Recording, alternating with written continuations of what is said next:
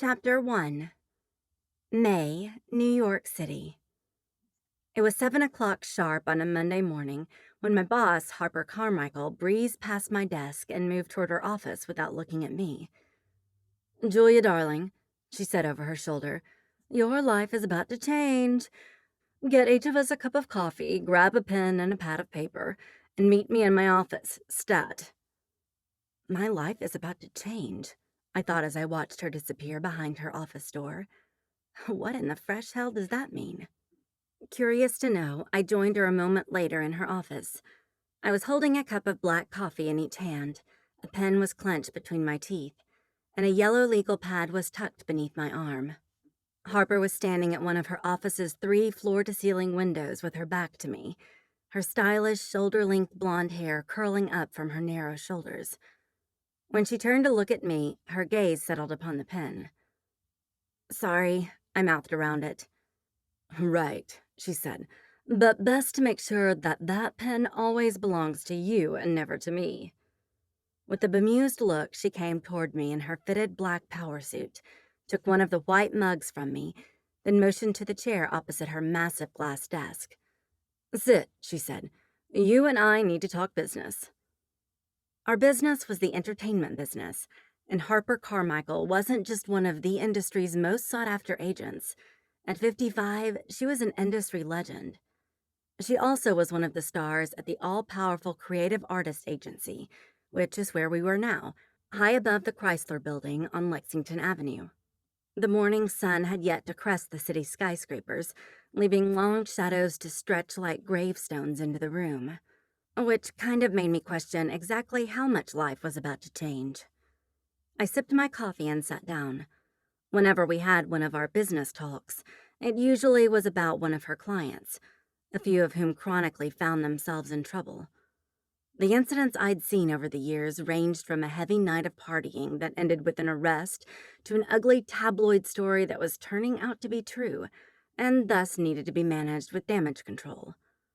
If most of Harper's clients weren't on the A-list, which they were, I knew for a fact that she would have parted ways with some of them years ago. "Who got into trouble over the weekend?" I asked. "This isn't going to be that kind of talk," she said. "Well, what kind of talk is it going to be?" I asked. "You've been my assistant 6 years last month, correct?" I just shrugged at her. "You took me out for dinner on that day," I said. "We celebrated, remember?" "I don't have dementia yet, Julia, nor will I ever." I didn't mean to suggest that was a joke. She put her coffee down in front of her and folded her arms as she leaned back in her chair and studied me. "It's time," she said. "Time for what?" "Unfortunately, my dear, it's time for me to let you go." For a moment, I sat in shock, not sure that I'd heard her right.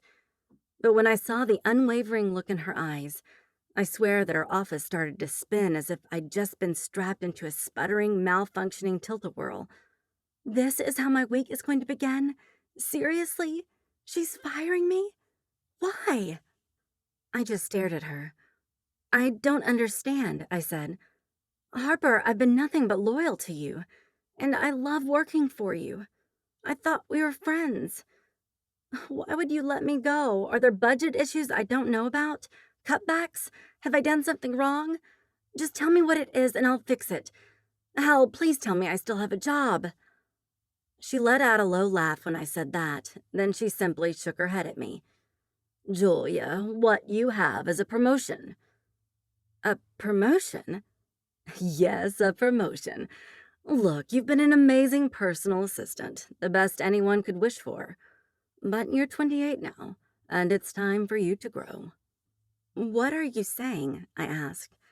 "That I know you aren't going to wait forever to become the agent you've always wanted to become," she said softly, "and that the last thing I want is for you to leave CAA and work somewhere I can't help and guide you."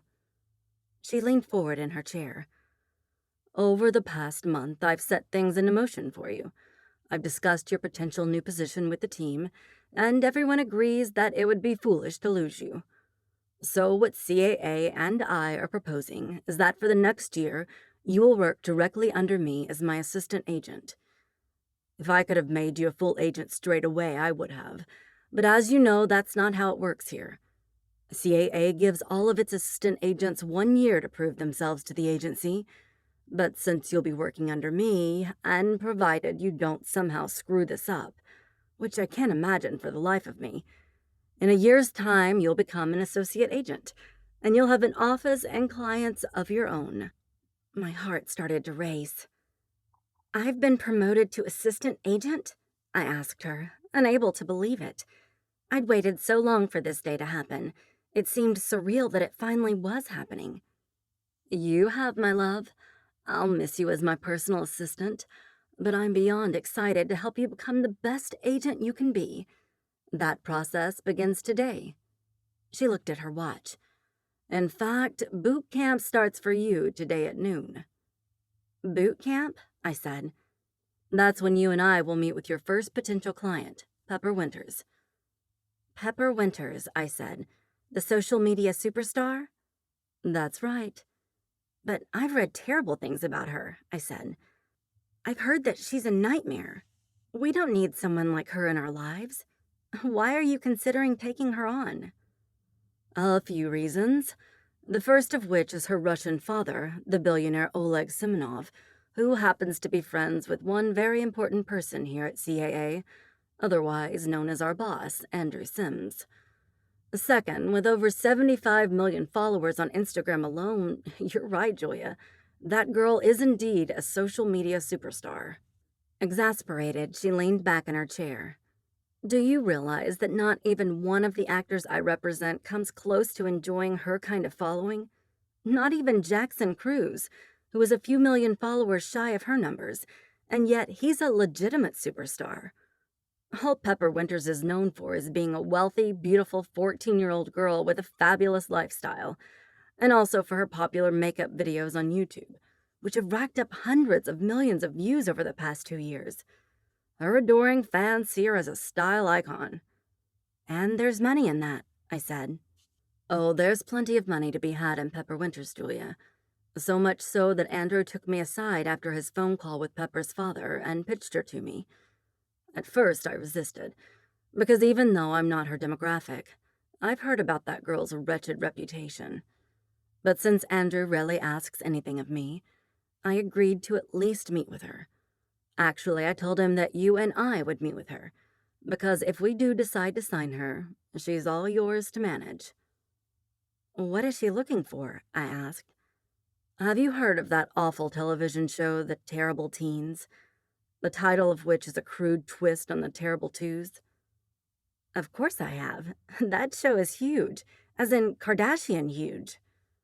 And look at the kind of money those tramps are making, Harper said. At this point, the Kardashians are making hundreds of millions. I mean, Kylie was recently listed as a frigging billionaire in Forbes due to her cosmetic line. And yet she's only 21. How does that even happen? Exactly, and yet it does happen.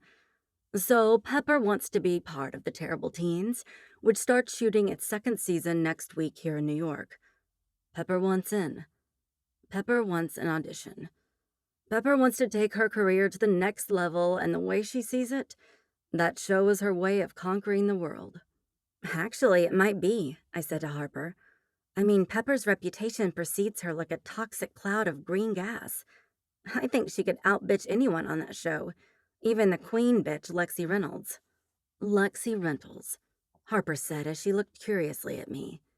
That name just rolled off your tongue as if you know it intimately, didn't it, Julia? Tell me it's because you've read about the show and not because you've actually sat down and watched it. Yeah, I said. Here's the thing about being single in the city for the past 4 years, Harper. It literally can reduce you to watching reality TV shows like The Terrible Teens, or even Hoarders. You do not watch that show. I do. And a weird part of me is transfixed when they find a hoarder buried alive. It's a sickness. Watching the show or being a hoarder? Probably both. And here I thought you had taste. Let's call it what it is, a guilty pleasure.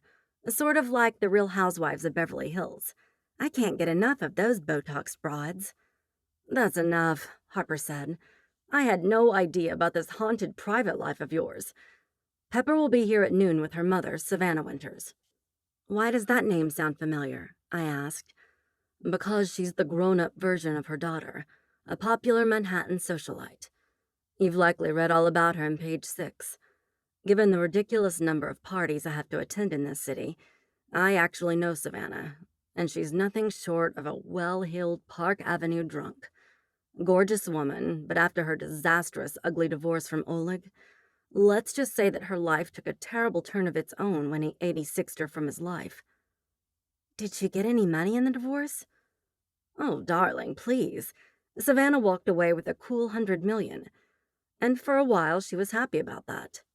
But over time, I think when she realized that every potential suitor who came her way only wanted her for her money, poor Savannah turned to the bottle. Word has it that she wakes up in her own vomit on a daily basis." "Well, that's just sad," I said.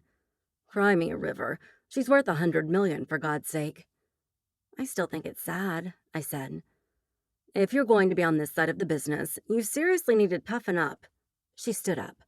"What I need you to do now is clean out your desk before Pepper and Savannah arrive." "Clean it out to where?" She told me where and to return to her office by noon. "What's my replacement's name?" I asked her. "Opal Kaiser. She's a Harvard grad. She's whip-smart, motivated, direct, no nonsense, and gorgeous. You'll meet her later. For now, give me a hug, because you really do need to clean out your desk before Opal, Pepper, and Savannah arrive." I stood, walked around her desk, and hugged her. "Thank you, Harper," I said in her ear. "You know I've always wanted this." "I know you have, my darling girl. And you deserve this, Julia. But I won't lie," she said as she kissed me on each cheek before she reached for my hands and took a step back to look at me. "Being an agent isn't easy, as you know after witnessing the kind of bullshit I've had to deal with over the years. But you'll make it, Julia. You'll work hard. I'll have your back the entire way. You'll win over the management team here at CAA by proving yourself to them. And before you know it, you'll have an office of your own and clients to champion. And when that happens, you no longer will work under me. Instead, you and I will become true colleagues. And I, for one, can't wait for that day."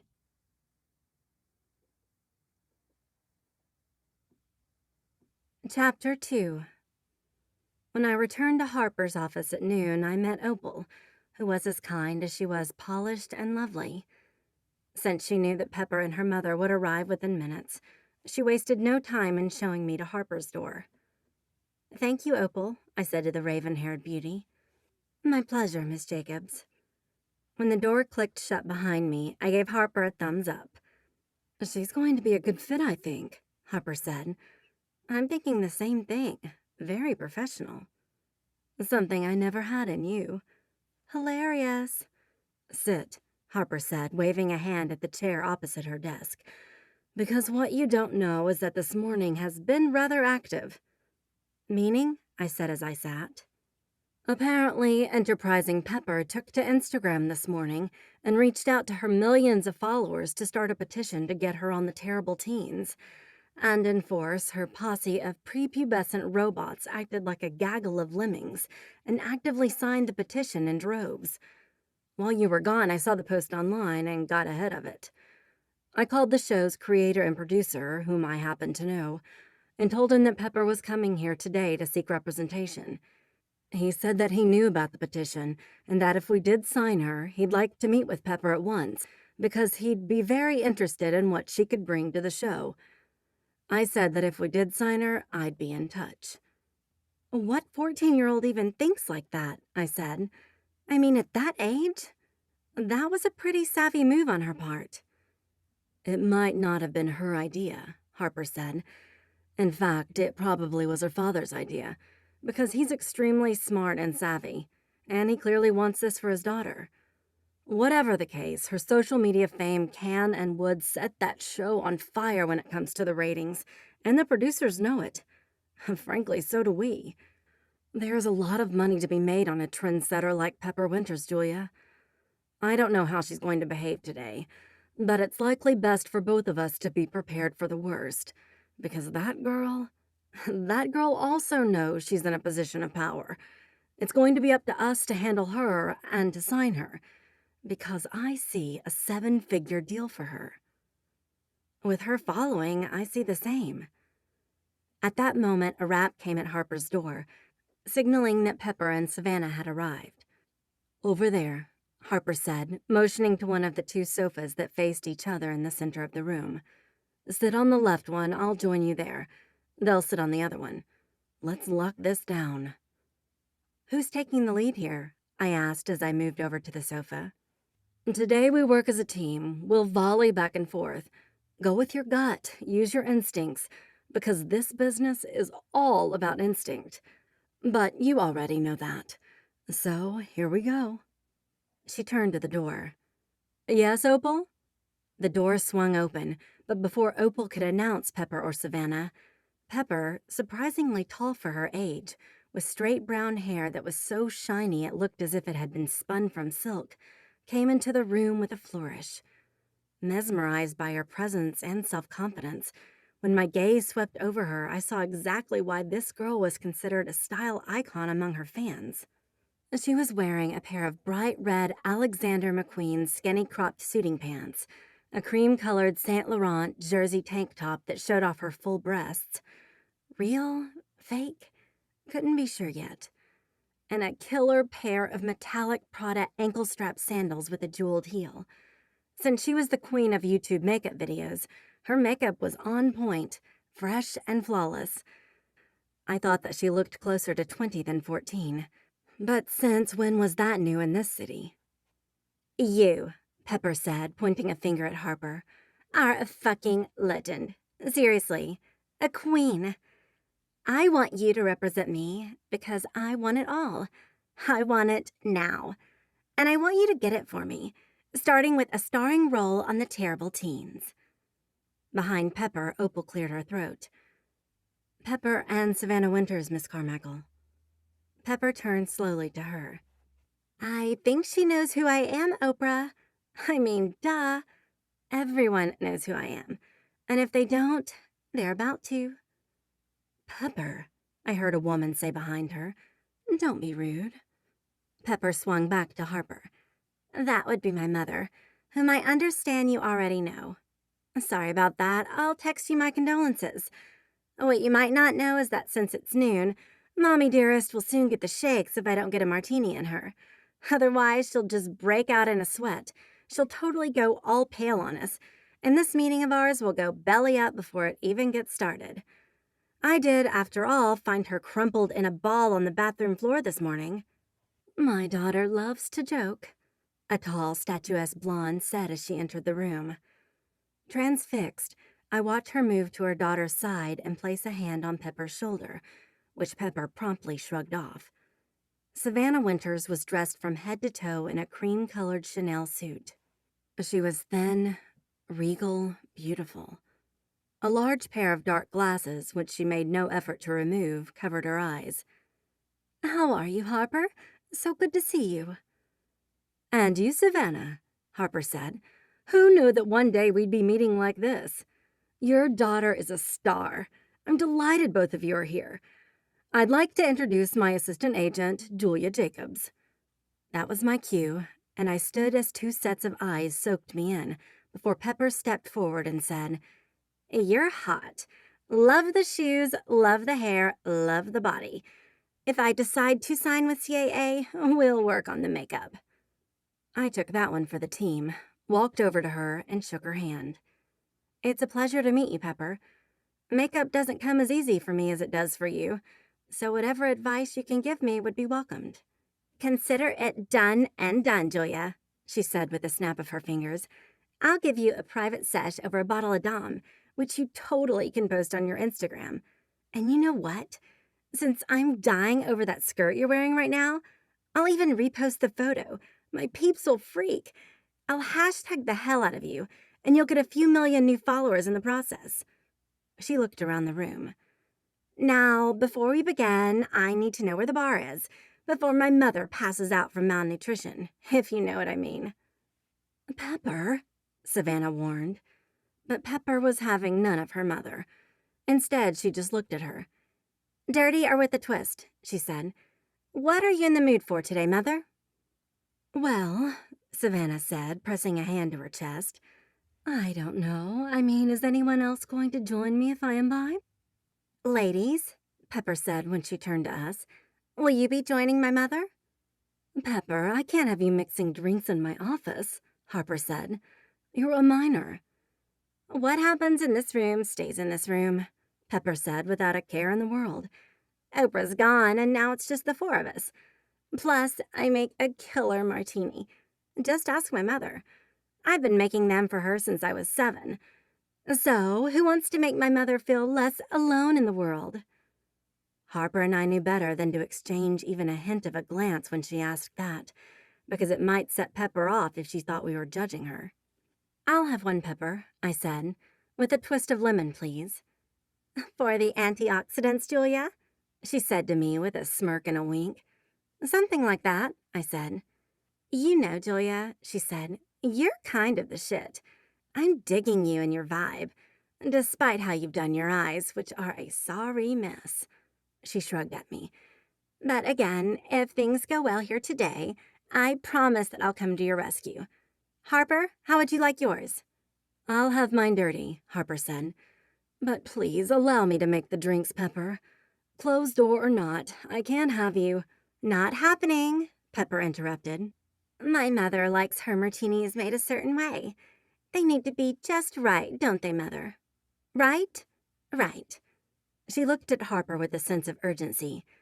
The bar, Harper? And don't worry, I'm not about to have a drink when we're discussing business. Because even if my mother is here with me today, one of us needs to be sober. As for me, I'll be having water. After a moment's hesitation, Harper motioned across the room. The bar is just over there, darling, fully stocked, ready for your brilliance. Do let me know if you need anything, and I'll have Opal fetch it for you. Opal? Pepper said as she walked toward the bar. I thought her name was Oprah. Easy mistake, I said. Savannah, while Pepper makes our cocktails, would you like to sit down? Harper asked. I'd love to sit down, Harper. Pepper has been so excited about taking over the world, her energy has left me spent. Is that what it is? Pepper asked as I heard ice and liquid slam against one another in a shaker. When Savannah didn't answer, Pepper just rolled her eyes and continued to shake.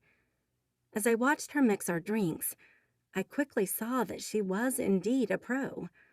When she'd finished, she placed the 3 martinis on a silver tray, added a glass of bubbling mineral water for herself, then walked over to us, offering us our drinks before she placed the tray on the coffee table that separated us. To me, Pepper said as she held her glass of water high in the air, here's to me achieving my next level of fame, money, and power.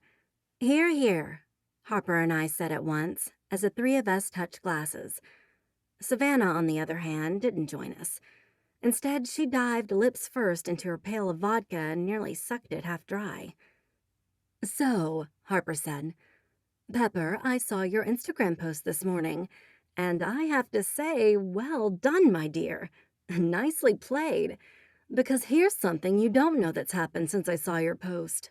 What's that? She asked while she took a sip of her water. I happen to know the showrunner of the Terrible Teens. When I saw your fans signing the petition for you to be on the show, I called him at once. We talked, and he'd like to meet with you immediately. Hobby, Pepper said, cocking her head. Everyone in this room knows what I could bring to that show. You want a bitch? Please. I make a bitch look pretty. When does he want to meet with me? Today? Because I am totes down for today. Before we go there, we need to discuss the terms of signing you to CAA, Harper said. Fine, she said with a toss of her pretty hair. Let's discuss them. Julia, Harper said. I laid out the terms of CAA's contract, and when I finished, Pepper paused for a minute before she looked at me. So, let me get this straight. After all the work I've done on my own to build up my social media following, you want 15% of what I'll earn going forward? Is that how this rolls? Because that sounds like you're taking advantage of me. We have no plans to take advantage of you, I said. You've done a terrific job on your own to become the star that you are. But to take your career to the next level, you came to us for a reason, Pepper. And that reason is to build on what you've achieved through our contacts and negotiating skills. Julia, no offense, but I came here to sign with an industry legend, Harper Carmichael, which so isn't you. I've never even heard of you. What am I really getting here? Both of us, Harper interjected. Pepper, I can promise you that Julia is a pro. For the past 6 years, she's learned at my side. I trust her, but I have a large stable of clients. Julia is my assistant agent for a reason. She's worked side by side with me on all my highest profile clients. My other clients adore her and value her insights. But I thought that when my father called your boss, Harper, that I'd only be working with you. And then Harper leaned in. Pepper, you will personally benefit from all of the contacts I've made in this industry over my many years at CAA, she said. Today, with a mere phone call, I've already set things into motion to potentially get you on the terrible teens. But since I'm at the point where I can't do it all, Julia must be the one who handles any final negotiations, as well as the day-to-day operations of your career. That said, she and I will collaborate with you on new projects to make certain that your career continues to flourish and expand. I don't know, Pepper said with a glum sip of her water. Pepper, if you want to be on the terrible teens, you need to act today, I said. If the show's creator is going to sign you, he needs to do so ASAP so he can get his producers and writers in line to figure out story arcs. Right now, they only have a week to make it happen. Having you come on board will shake up everything. Like I care if they have to work hard, Pepper said, because what they'd be getting by signing me is nothing short of a gift, and everyone in this room knows it. The moment they announce that I'll be starring in season 2, it's going to be anticipation like salivation. My tribe is going to go wild. And because of that, advertisers are going to be like, what? So trust me when I say this. As much as I want to be on that show, I also know how much I'm worth. They're going to have to pay me plenty before I agree to sign with them. And if Joya is going to be handling the negotiations, she needs to know that. Given my social media footprint alone, which has a high market value attached to it, particularly since I'll agree to document the entire season for my millions of fans on Instagram, Twitter, and Facebook, I won't make the deal for less than 7 figures. Julia and I have already talked about that, and we agree with you, Pepper, Harper said. We think 7 figures is a done deal. But we also agree that to get this done, we need to move on it now. The only one holding this up is you. As for any concerns about Julia, I need you to look at her as an extension of me, because she's learned directly from me. By going with us, you are getting 2 for 1, which I doubt you'd get anywhere else. Pepper sat on that for a moment before she came at us with something else. Harper, given the success of my YouTube makeup channel alone, at some point I'm going to want my own beauty line, she said, and also a fragrance called Winter. Can you and Julia make that happen for me? Because I need you to.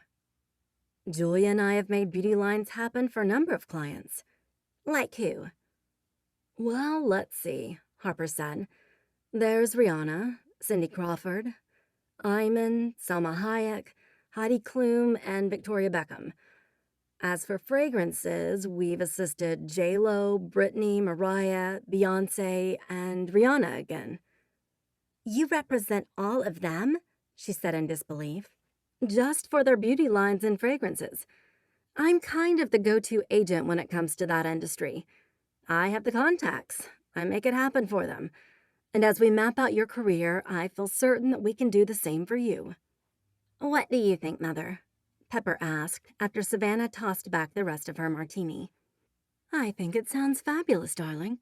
You know your father wouldn't have sent you here without good reason. He personally made this meeting happen for you because he wants you here at CAA. What Harper and Julia have laid out sounds exciting, but let's get real here. If you ever become unhappy with them, you can always fire them on the spot. You know that, so why are you even hesitating? I say you go for this. especially since Harper has already lined up a meeting with the people who run that silly television show you're dying to be on. I mean, come on, Pepper.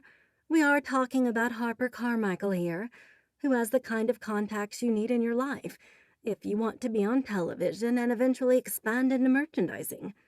And after listening to Julia, I sense that she's smart and has a spark that's been ignited by working with Harper. I think you're sitting in front of your dream team, but what the hell do I know? She held out her hands and admired her red fingernails. My only accomplishment is that I managed to marry a billionaire. Oh, snap, I thought. Good for you, Savannah.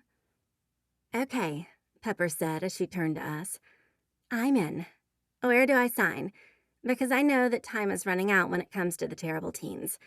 Somehow we need to lock this down before it's too late.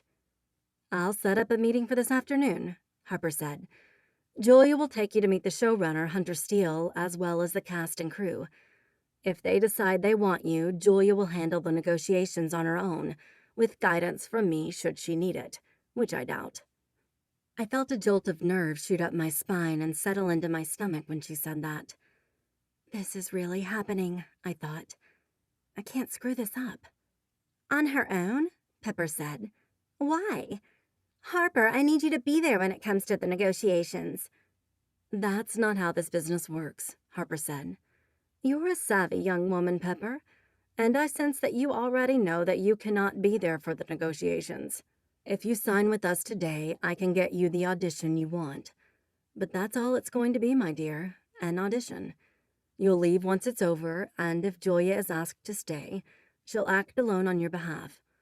Why? Because negotiations can become ugly and heated in ways that have nothing to do with you. No agent needs a client to distract them when they're about to cut off someone's balls if the offer isn't right. Actually, that makes sense, Pepper said. I get it. Julia needs to speak her mind freely without me being there. In fact, it would be more difficult if I were there, because everyone would be on pins and needles. Exactly, Harper said. Are you free for the rest of the day, Julia? Harper asked me. I'm ready for whatever you ladies want to bring my way, I said. Then we sign, Harper said as she stood. Come to my desk, Pepper. Savannah, as her guardian, you'll also need to sign. Is it too late for another martini? She asked. This will only take a second, Harper said. I just need 2 signatures, then I'll be happy to get you another martini. As if she needs one, Pepper said under her breath. Read the terms, Harper said to Pepper. If you have any questions, ask away. To her credit, Pepper took her time reading over the contract. She read through the entire document. She asked a handful of questions that Harper and I answered, and when Pepper was satisfied, she asked Harper for a pen. Harper gave her one, and Pepper signed. Mother, Pepper said. What's that, dear? Since I'm technically a minor, I need you to sign what I just signed. Did you read through everything? I did, but as you noted, Father wouldn't have sent me here if he thought that I was getting into something nefarious. And since he's in Russia and can't be here today, I need your signature. When Savannah signed, Harper and I shook their hands before Harper reached for her telephone and dialed a number she'd written down on a Post-it note. Hunter, Harper said. It's Harper. Pepper Winters has just signed with us. Do you have time to meet with her today? Yes. At 2? Perfect. My assistant agent, Julia Jacobs, will be accompanying her. Can you please text me the address? You're a love. Yes, let's make this work. Right. Big things. Are any of the other girls going to be there? Oh, they're all there. Lovely. Talk soon, darling. Kiss, kiss. When she hung up her phone, she looked at Pepper and me. Done. And Hunter seems excited. You said that he's the showrunner? Pepper asked. He is, Harper said. Hunter Steele, I thought. Why does that name sound familiar to me? Was he recently featured in one of the trades? He must have been because I know that name. Is the showrunner the boss? Pepper asked. Let's just say that when it comes to making a television show, the showrunner is only second when it comes to the network who bought his show, and thus finances it. He's the one who will make the decision to sign you. My best advice is that you be polite and professional with him. But if he introduces you to the other girls on the show, you must be yourself." "By that, you're saying that I need to show Hunter what I can bring to the show?" Pepper asked. "You know, like I can kind of be totally a gutter bitch and make all kinds of drama to lift the ratings?" "Oh, yes," Harper said. "Yes, yes, yes. What you need to show Hunter is that you are an absolute professional when it comes to dealing with business, but that you can become the ultimate bitch when necessary, because that's what he's going to be seeking from you. A lightning rod that will set television screens on fire everywhere." "Not an issue," Pepper said with a flip of her hair.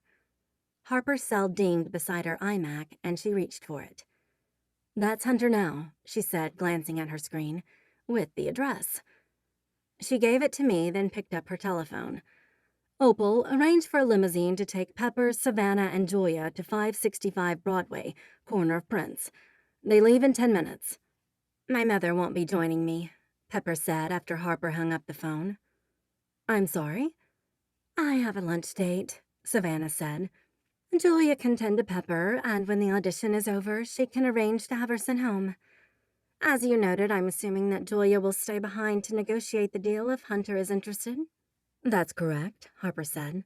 "We'll get Pepper home safely.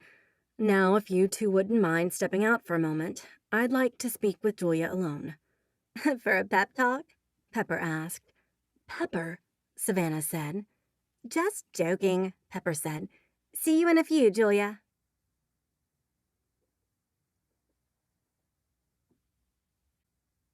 Chapter 3. "That girl is going to be the death of me," I said to Harper. "Or the beginning of you," Harper said. "I guess we'll have to wait and see how today goes before we come to that conclusion. Now listen to me. I wanted to see you before you left for a reason." She leveled me with a glance. "Are you ready for this?" she asked. "Because after Hunter has finished sussing out Pepper and after you send her home, I think he's going to try to strike a deal today. In fact, if he wants this, which he'd be a fool not to want, I don't think he has a choice but to finalize this today, and you need to be prepared for that." "I'm absolutely prepared for that to happen," I said. "Good.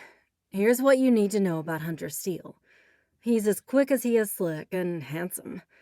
He'll start out by lowballing you, but when he goes there, shut him down and be prepared to walk, because that's the best way to deal with him and his ego. When he realizes that he has no choice but to accept the 7 figures we're seeking, confirm that figure and the terms on CAA's standard preliminary agreement, hand it to him, and have him sign it. If he does, legal will follow through with the official contract tomorrow."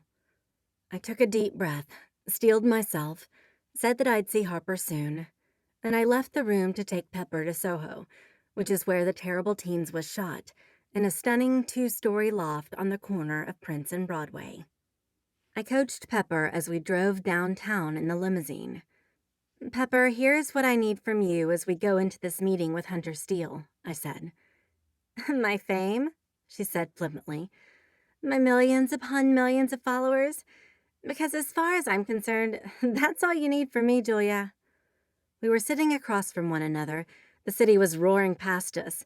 The sun was shining on what otherwise was a beautiful May day, and yet this girl was darkening it. "I need a bit more than that." "You mean like me being polite to Hunter? Because nobody in this industry wants to work with somebody who's difficult." "I know how to handle myself, Julia. I've gone to the best prep schools. I've read the trade since I was like 8, and I know exactly how to handle myself today." Had I been this savvy when I was 14? Not even close. When I was Pepper's age, I was considered a late bloomer because I started my period when I was 14. Back then, I'd been awkward looking as hell, particularly since at that age, I'd had a mouthful of braces and my share of zits. I also hadn't been raised by billionaires as Pepper had. Instead, I'd come from a perfectly normal home in Hartford, Connecticut. My mother owned a pastry shop. My father taught science at Bulkeley High School. I took care of my younger brother when I got home from school. I did my homework at night, and I pretty much had no social life. Because back in the day, I was also chubby, I was shy, and I was told too often by my mother and my aunts that one day, if you pray very hard to the good Lord above, there's a slim chance that you might grow into your looks. Praise to Jesus, amen. I looked at Pepper. Just try to charm any professional who is working behind the scenes on that set, from Hunter to the director to the producers, and straight down to whoever is in charge of the lighting and catering. Because you're right, not one of them is going to want to work with anyone they perceive as difficult. That said, they do want you to be difficult on camera, so what you're going into is a tricky balancing act. Not really, she said. All I need to do is to serve it up with class for the working class, and then show what I can bring to the show when I meet my future castmates. And let's just hope the first person I meet is Lexi Reynolds. If that slut is there, trust me on this. She'll be straight in my crosshairs. I'd seen the show enough times to know that Lexi Reynolds had become its breakout star, something Pepper would clearly like to crush if she got the job. "What's your beef with Lexi Reynolds?" I asked, already knowing what it was, but still wanting to hear her say it. Pepper would never admit that she hated her because Lexi was beyond popular. She'd spin it some other way. "Here's what I hate about Lexi," Pepper said. "She's a ghetto, backstabbing bitch. While I expect her to come at me today because my fame alone will threaten her, for the most part, she doesn't have the balls to tell you what she thinks of you to your face. She's a pussy. I despise pussies. And as I think you've already figured out by now, I'm far from being one myself, as Lexi will find out if she decides to come for me. Worse, Lexi is a poser. She calls herself rich because her parents have a few $1,000,000 in the bank. But can we get real here? I mean, please. A few million defines rich? Bitch doesn't even know what rich is. If I get this gig, and when she and I land on screen together, it's going to be the sort of oil and vinegar that turns into a volcano. And by the way, that's ratings gold." When we arrived at our destination, Pepper and I both reached inside our handbags and removed our compacts and a tube of lipstick. When we were finished brightening our makeup, I looked over at her and saw the disappointment in her eyes. "Your makeup is a wreck," she said. "If you're going to be my agent, I can't have you looking like that. So one day soon, you and I need to get together for a private sesh, because that shit," she said as she twirled her index finger in the air around my face, "that shit is just wrong." "What's wrong with my makeup?" I asked. "I don't know, Julia. Maybe just about everything. I mean, have you ever heard of contouring?" "I have, but I don't know how to do it." Her face genuinely softened when I said that, which suggested to me that Pepper was more complicated than I knew at this point in our relationship. Was she a decent person at heart? To be revealed. "Look," she said as she placed her hand on my knee, "today I'm going to give you a total newbie pass when it comes to your makeup, because contouring is pretty much an art that few know how to do. But beyond that, Julia, you're hot as hell, okay? Bangin' body, great tits, amazing bone structure, good hair, a pretty fab ass, and you totally know how to dress, which is a bonus. But with the right makeup, you could be so much hotter. Whatevs, I'll get my hands on your face soon enough and show you what you really could look like. As for now, let's just do this shit, because neither one of us wants to be late." "I'll agree with you there," I said as the driver swung open Pepper's door and she stepped out onto the sunny, bustling sidewalk. I followed behind her and was glad to be back in Soho again, because I loved this neighborhood's vibe. It was one of the last hip, trendy, youthful areas of New York. Within blocks of us were Prada, Bloomingdale's, Armani Exchange, Hugo Boss, H&M, Sephora, Banana Republic, MAC Cosmetics, Michael Kors, and the like. All of them catered to the teens and 20-somethings of the world, and as I turned to the gorgeous building we were about to enter, I saw with a start that the area also catered to something else. Right in front of me was a Victoria's Secret, in this building, on the ground level. Seriously? I thought. "Did you know about this?" I said, pointing at the store. Hello? The girls shop here all the time on the show. Have you ever even seen the show? Not all of it, but most of it. But that's beside the point. You guys are like what, 15, 16 years old max? What are you doing shopping at Victoria's Secret? Julia, I've been giving blowjobs since I was like 12. And I'm pretty sure the other ladies we're about to meet up with have been doing that as much as I have. Because that's what the boys expect these days. Hello, the 21st century struck years ago. Catch up with the times, Julia. She cocked her head at me. When was the last time you were even in a Victoria's Secret? She asked. I mean, are you even seeing anyone? And if you are, don't you wear super sexy things for him? Because you should. And I need to know the deets. I hadn't been with anyone since Michael, a disastrous relationship that had ended 4 years ago. We'd lasted for a little more than a year, which was about 4 months too long. But because the sex was so off the charts, we'd both selfishly hung in there until our relationship finally collapsed due to his sexist, controlling behavior. What you need to do is follow me, I said as we approached the building's entrance, which was framed with a double set of mahogany doors. We meet Hunter Steele now. When we stepped into the loft and a young woman asked if she could help us, the first thing I felt when she retrieved Hunter for us was abject betrayal. Why hadn't Harper told me exactly how hot this man is?